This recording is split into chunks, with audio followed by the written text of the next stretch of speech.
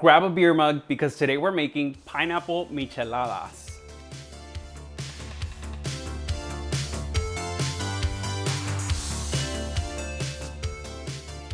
Welcome back to Mi Cocina. I am very excited because we are finally in the middle of summer.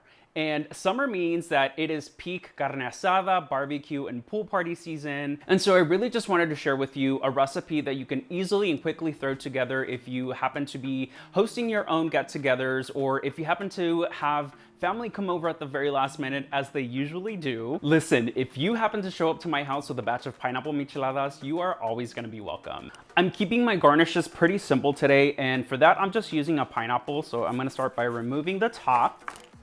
And you do want to save a couple of the leaves because they always make a really pretty garnish.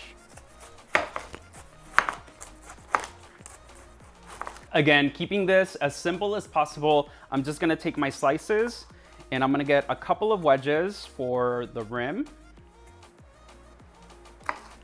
I'm kind of shocked that this pineapple actually looks great inside, because when I was at the store this morning, they all looked very underripe. I developed this recipe a couple of years ago because I'm not the biggest fan of canned micheladas. The thing about canned micheladas is that they often come with clamato, and the last thing that I want when I'm reaching for a fruit-based michelada is savory notes in there.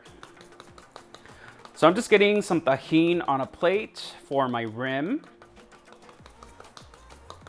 And also, when the fruit-based micheladas have clamato in them, I find that the clamato tends to overpower everything else. And so eliminating the clamato and anything that's savory in there just really amplifies that pineapple flavor, and it makes for a better michelada.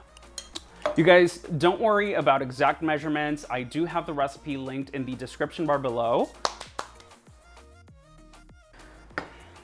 But we're gonna start with some pineapple juice.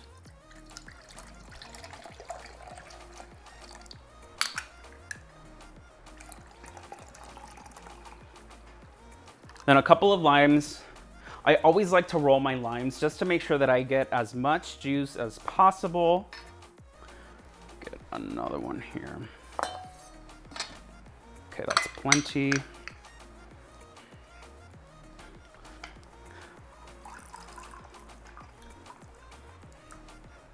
And I'm just gonna squeeze it right into my measuring cup. Okay, so we're almost done with our mix. The last thing we need is some hot sauce. I always like to use Valentina for this. You want to make sure that you use hot sauce that is vinegar based. And just a couple of tablespoons should suffice, but of course you can always adjust to your own personal taste. And I think I'm just going to use this to mix everything. And the mix is as simple as that. It is just straight up pineapple juice, lime juice, and hot sauce. All that's left really is just to rim our mugs, and then you can go ahead and dip it into the plate with the tajin. Just want to make sure you get some even coverage all around.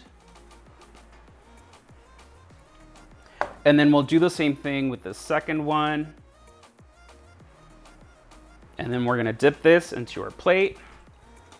This looks great, and I know this is a controversial opinion, but I do prefer ice in my micheladas. I understand that it's gonna water down my beer, but if that's not your thing, just go ahead and leave it out.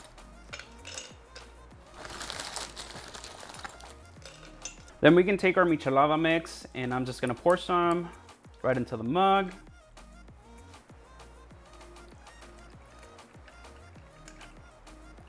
And grab your beer. I always prefer to use Modelo for my micheladas.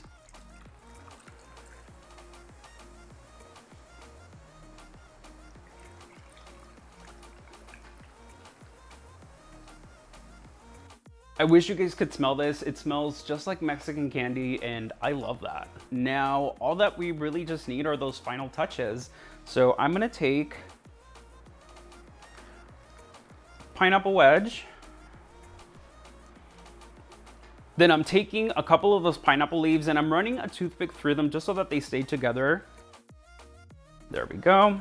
And then I'm gonna do the same with my other one. And then of course, we're gonna finish with some banderillas, which are spicy tamarind straws. and it is just gonna go right there. I don't know about you guys, but I'm ready to dig in and give them a taste and see how we did. Delicious. You can very clearly taste the pineapple juice in here, the lime juice, and the hot sauce. There's a really nice balance between the sweet and the spicy, but also the brightness from the lime juice. And it's got everything that I'm looking for from a fruit-based michelada. And the best thing about this is that there are no savory notes, no clamato to kind of overpower everything else. Again, you can find the full recipe down in the description bar below, and I hope you give these a try. A lot of us probably already have most of these ingredients in our pantry anyway, so they are pretty accessible and easy to throw together, especially if you're having family or friends coming over at the very last minute, as they usually do. And listen, if fruit-based micheladas are not your thing, don't even worry, because I already got you covered with traditional savory micheladas up on the blog. I'll make sure to include that link down below too. And that's it for today. I'm gonna go finish this, so I'm gonna catch you in the next video. Until then, nos vemos pronto y salud.